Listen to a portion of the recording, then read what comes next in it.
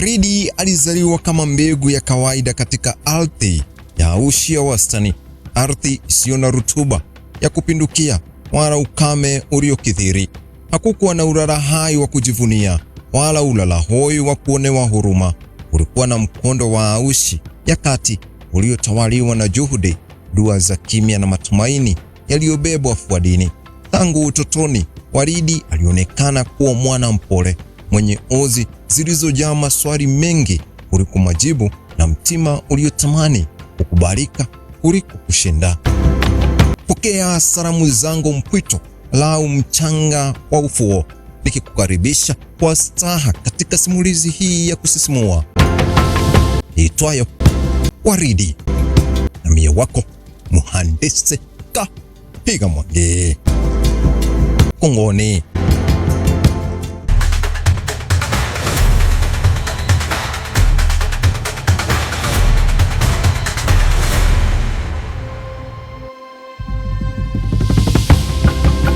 Utoto wake ulipambwa na kivuli kizito mithili ya nanga cha kuachwa na ninaye.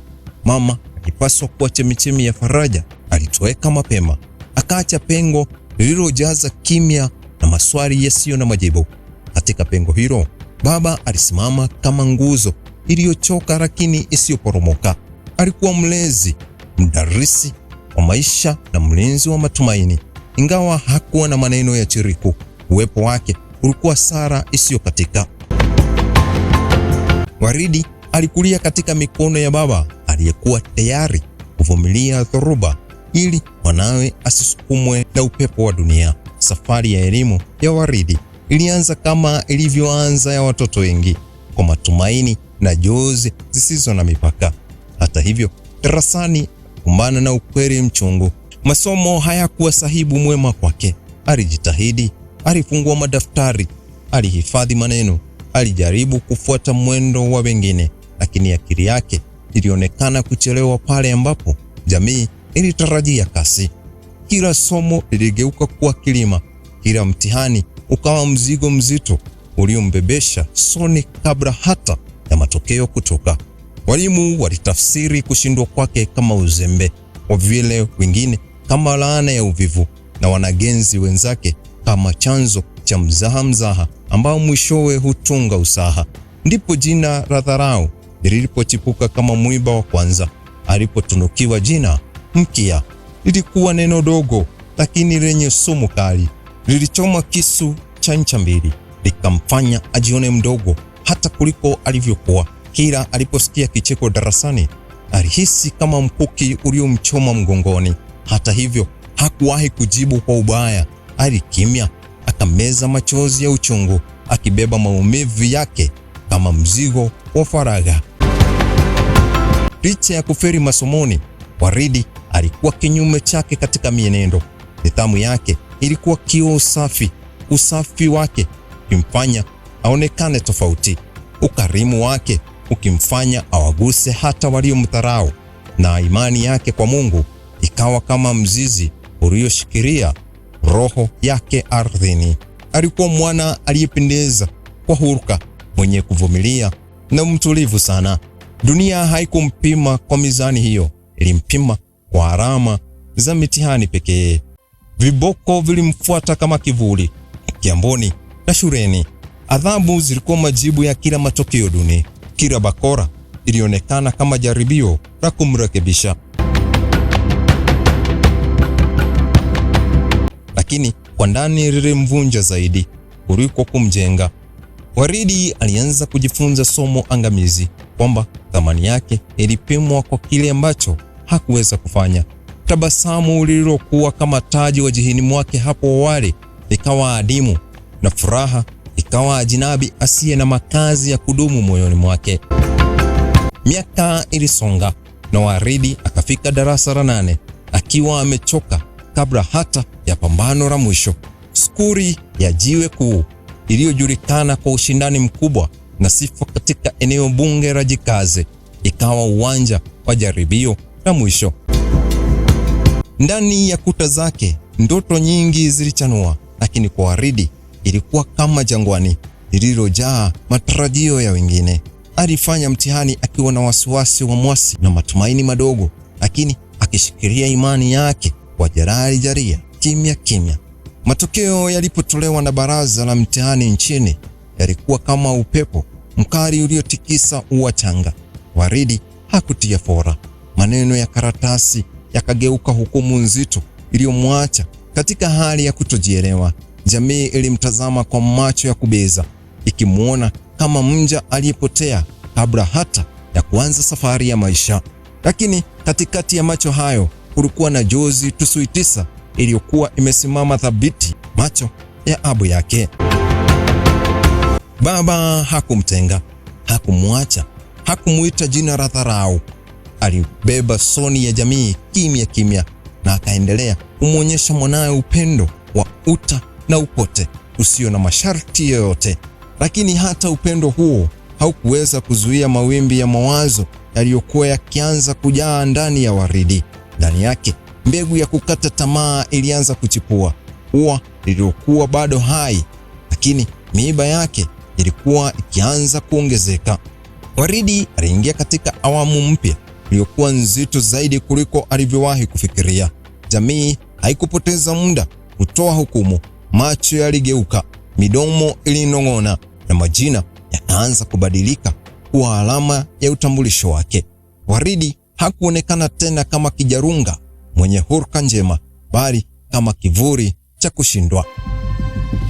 Jina Mkia likawa muhuri wake.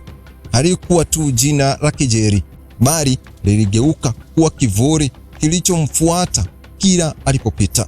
Lilitamkwa kwa sauti za chini na wakati mwingine kwa vicheko visivyofichika. Kila mara lilipotamkwa lilimvua heshima aliyojitahidi kuijenga kwa nidhamu na mwenendo mwema. Waridi alianza kujifunza kwa uchungu kwamba maneno yanaweza kuwa makali kuliko viboko, na dharau inaweza kuumiza zaidi kuliko adhabu ya mwili. Ndani ya nafsi yake vita vilianza. Alianza kujitathmini kwa mizani ya wengine, akajiona mzigo badala ya baraka. Mawazo yakawa kama mawingu mazito yaliyofunika nuru ya matumaini. Kila mapambazuko yalianza kwa mzigo wa hofu, na kila jioni ikaishia kwa maswali yasiyo na majibu. Tabasamu lake liligeuka kuwa amali ngumu, na machozi yakawa lugha yaliyoweza kuizungumza kwa urahisi zaidi. Abu yake aliendelea kusimama kama nguzo ya upendo, lakini hata nguzo imara hutikiswa na dhoruba ya ndani. Waridi hakukosa mlo wala makao, ila alikosa amani ya moyoni. Alihisi kama ameshindwa kumlipa baba yake kile alichotarajiwa. Fahari. Hisia hizo zikamfanya ajitenge taratibu, akapunguza mawasiliano na akaanza kuishi ndani ya ulimwengu wake na mawazo mazito. Shule ya Jiwe Kuu iliyokuwa fahari ya eneo bunge la Jikazi iliendelea kung'aa kwa wengine, huku ikimwangazia Waridi kwa mwanga mkali wa fedheha. Alipokuwa akitazama wenzake wakijiandaa kusonga mbele, ndani yake alizaliwa wivu uliochanganyika na huzuni. Hakuwa anachukia mafanikio ya wengine, bali alilia kwa kile alichohisi amepoteza. Hatua kwa hatua, msongo wa mawazo ulianza kujijenga kama jengo refu lisilo na madirisha. Ilianza kwa mawazo ya kujiona bure, ikafuatiwa na kujilaumu, na hatimaye ikageuka kuwa giza nene lililofunika hisia zake. Waridi alianza kupoteza hamu ya mambo aliyokuwa akiyapenda. Usingizi haukuwa tena pumziko, bali uwanja wa mapambano ya mawazo yaliyokataa kukimya. Jamii ilizidi kumpa mgongo. Matarajio yao yalikuwa yamepiga dunia teke, na walimtazama kama kumbukumbu ya kushindwa kuliko kumuona kama mwanadamu aliyeumia. Alijikuta katika upweke wa ajabu. Akiwa katikati ya watu, alihisi kama yuko jangwani. Huo ndio ulikuwa mwiba mkali zaidi wa kutengwa huku akiwa hai. Katika giza hilo, Waridi alianza kupoteza mwelekeo. Akakata tamaa ya kuendelea na masomo. Akahisi kwamba kurudi darasani ungekuwa kuongeza fedheha juu ya fedheha. Uamuzi huo haukuwa wa ghafla, ulikuwa matokeo ya siku nyingi za kuvunja moyo, za kulia kimya kimya, na za kuishi bila matumaini. Alipouacha mlango wa shule, hakujua kwamba alikuwa akiingia katika safari ndefu zaidi ya maisha yake. Kuondoka kwa Waridi katika mlango wa shule hakukuwa mwisho wa mateso, bali mwanzo wa safari ndefu zaidi na nzito kuliko masomo aliyoyaacha. Alipotoka darasani, alidhani amekimbia fedheha. Hakujua alikuwa anaingia katika uga mpana wa rangaito ya nafsi yake. Siku zilianza kupoteza maana kwake, na Muya ukawa mzigo usio na kipimo. Ndani ya baiti alimokuwa akiishi kulikuwa na ukimya mzito uliokatizwa tu na sauti za mawazo yaliyokuwa yakimwandama kama vivuli visivyochoka. Waridi alianza kujiona kama mzigo wa dunia. Alikuwa mtoto wa pekee aliyekuwepo kimwili, lakini hakutambulika kiakili wala kihisia. Hakusikika, hakueleweka na hakuhitajika. Alipotazama rika lake wakisonga mbele na wakirejea kutoka shuleni, wakipata vyeti, wakijenga mwelekeo wa maisha yao, ndani yake alizaliwa maumivu mapya, makali zaidi kuliko yale ya viboko na dharau. Haya yalikuwa maumivu ya kulinganisha maisha yake na ya wengine, kulinganisha ndoto zake zilizofariki na ndoto zingine zilizokuwa zikichanua. Msongo wa mawazo ukaingia kwa hatua za undani, taratibu lakini thabiti. Ilianza kama wingu dogo, ikageuka kuwa anga nzima lililofunika kila fikra. Waridi alianza kuishi ndani ya mawazo yake mwenyewe. Fikra zilirudia maneno ya dharau, akayakuza, akayafanya kuwa ukweli. Alianza kupoteza mwelekeo wa tabia, wakati mwingine akifanya mambo yasiyoeleweka, wakati mwingine akikaa kimya kwa muda mrefu kupita kiasi. Jamii ikaanza kumuona kama mtu asiyetimamu. Baba yake hakukata tamaa. Alikataa kumuona mwanawe kama aliyepotea kabisa. Kwa jitihada na maumivu, alianza kutafuta msaada. Wauguzi hapa na pale, waganga wa afya ya akili na wanasaikolojia walipishana katika maisha ya Waridi kama mawimbi ya bahari. Kila mmoja alijaribu kwa namna yake, lakini nafuu haikuja kwa upesi. Kulikuwa na vipindi vya utulivu vilivyofuatwa na kurudi kwa giza. Ilikuwa safari ya kuanguka na kuinuka bila hakika ya tamati. Miaka ikasonga kama kobe, kana kwamba ilifungwa minyororo. Waridi alifikia hatua ya kutotambua thamani ya muda. Siku, wiki na miezi vilipotezana bila kumbukumbu ya furaha. Alikuwa hai, lakini hakuwa anaishi. Wakati mwingine alionekana kama mtoto aliyerudi nyuma katika safari ya ukuaji, akihitaji uangalizi wa karibu, akishindwa kufanya maamuzi ya kawaida. Hali hiyo ilimfanya baba yake kuishi maisha ya jitimai na dukuduku zisizokoma. Jamii haikuwa na subira wala matarajio yoyote. Ilianza kumtenga zaidi, ikimchora kama mfano wa kushindwa kabisa. Waridi akawa somo la kunong'onezana, jina la kutajwa kwa dhihaka. Hakuna aliyekuwa tayari kusubiri kuona kama giza lingeisha.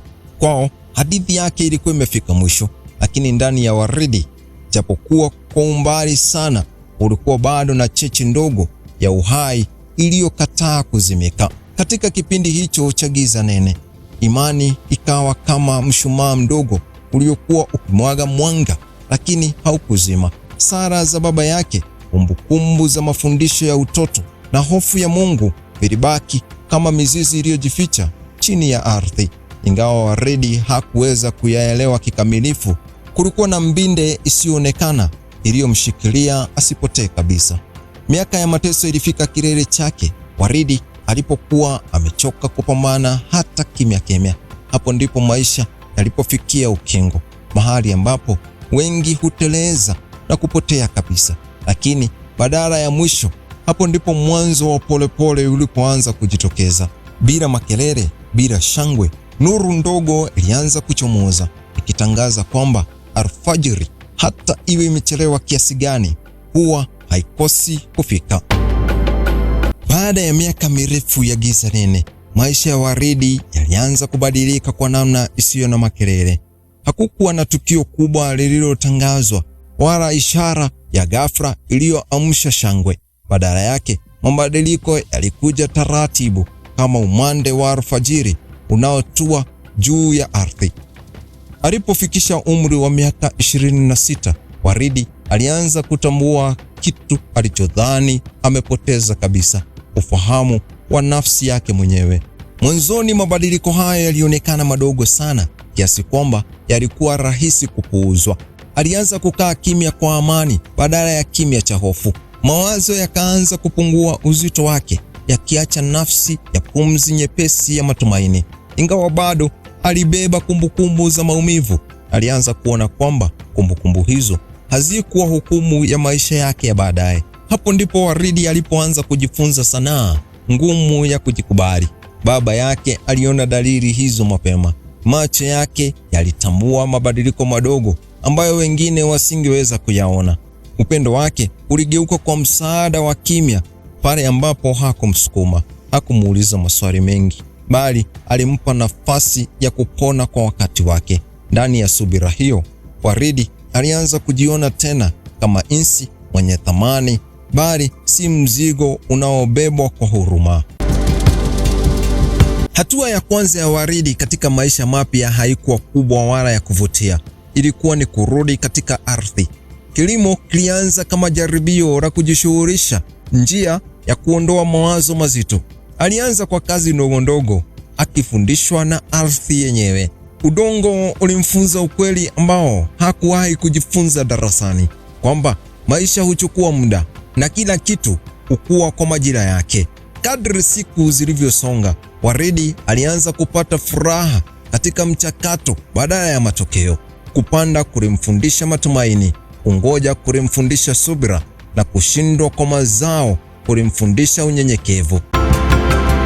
Ndani ya jembe na udongo, alianza kujenga nidhamu mpya, ile ya kujithamini, ya kutojidharau na kuamini kwamba juhudi ndogo huweza kuzaa matokeo makubwa kwa wakati wake. Uponyaji wake haukuwa mstari ulionyooka. Kulikuwa na siku za kurudi nyuma, siku za hofu na kumbukumbu zilizorudi kumtesa. Lakini tofauti kubwa ilikuwa moja: Waridi hakuacha tena. Aliamua kuendelea hata pale alipohisi dhaifu. Alianza kutambua kwamba nguvu si kutokuwepo kwa maumivu, bali ni uamuzi wa kusonga mbele licha ya maumivu. Imani yake kwa Mungu ilianza kuchukua sura mpya.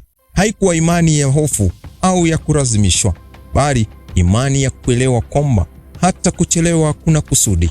Sala zikawa pumzi, si kilio cha kukata tamaa.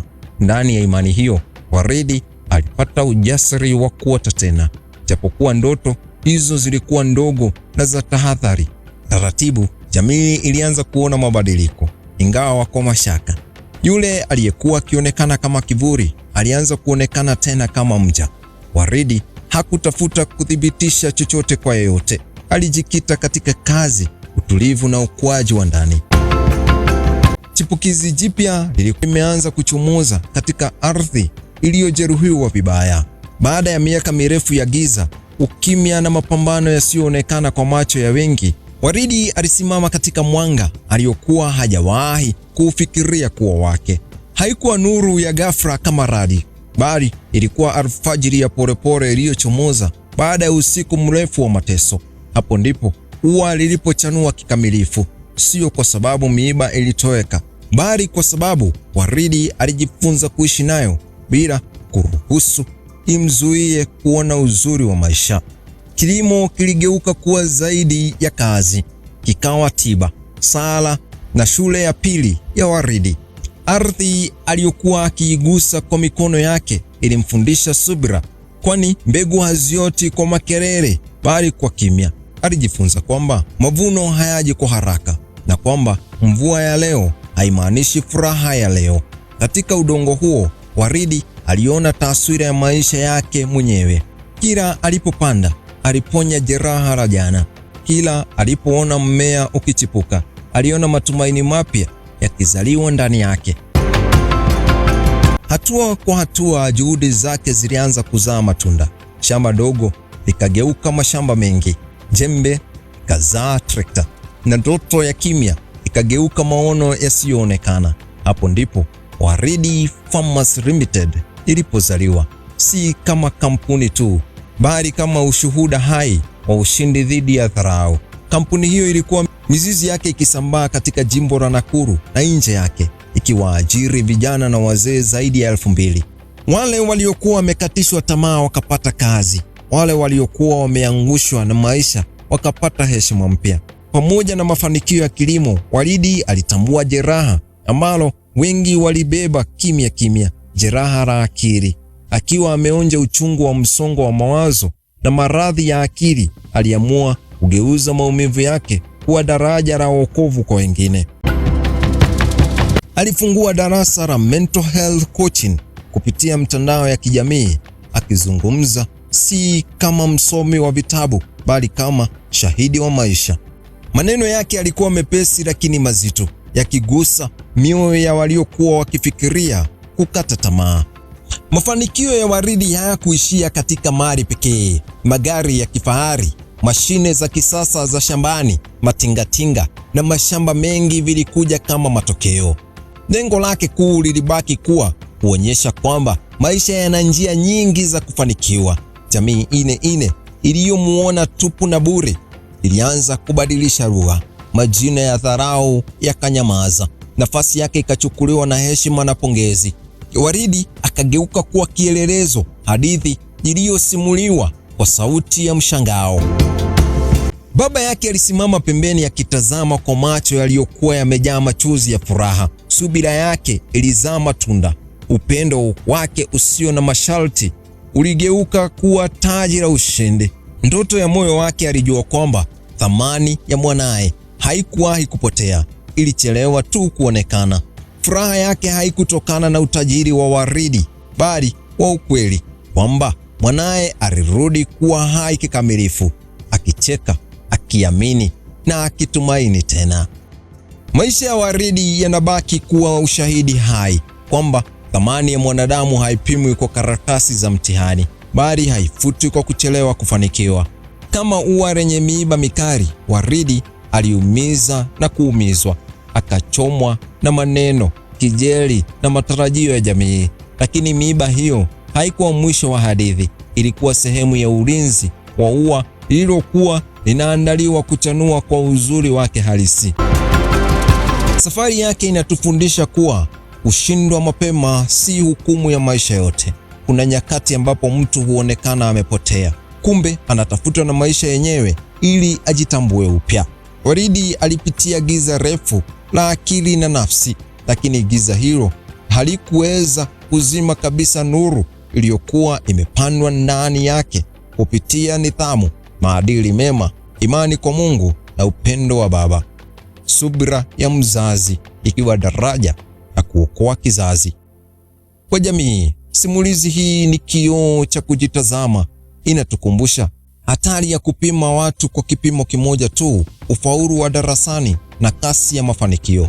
Waridi alichelewa, lakini alifika. Alifika kwa udhabiti, kwa maumivu na kwa kusudi kubwa kuliko matarajio ya wengi. Ushindi wake haukuwa wake peke yake, ulikuwa tumaini kwa vijana waliodharauliwa, kwa wazazi waliovunjika moyo na kwa wote waliowahi kujiuliza kama bado wana nafasi katika maisha. Kwa Waridi mwenyewe, safari hii ilimfundisha kwamba nguvu ya kweli si kukosa kuanguka, bali ni kuamka kila unapojeruhiwa. Alijifunza kuachana na kile kilichoshindikana bila kujiona bure, na akakumbatia kile alichokuwa akikikuza. Ndani ya kilimo, huduma na uongozi, aligeuza majeraha yake kuwa mbegu za mabadiliko kwa wengine. Ua lake lilichanua si kwa sababu ya kukosa miiba, bali kwa sababu ya kuimudu. Hatimaye, hadithi ya Waridi inabaki kuwa wito wa matumaini, kwamba kila mtu ana wakati wake wa kuchanua. Usikate tamaa kwa kuchelewa kwako, wala usimdharau aliyesonga polepole. Maisha si mbio za kasi, bali ni safari ya uvumilivu, kujifunza na kumcha Mungu. Na kama Waridi, hata ua lililochanua baada ya dhoruba refu linaweza kuwa pambo la bustani ya maisha, likitoa harufu ya ushindi, somo na tumaini kwa vizazi vijavyo. Nafikia tamati hapo kwa leo kwenye simulizi ya Waridi, nikiwaaga kwa msemo, kwa kweli usikate tamaa. Nimekuwa wako Mhandisi Kahiga Mwangi. Baraka.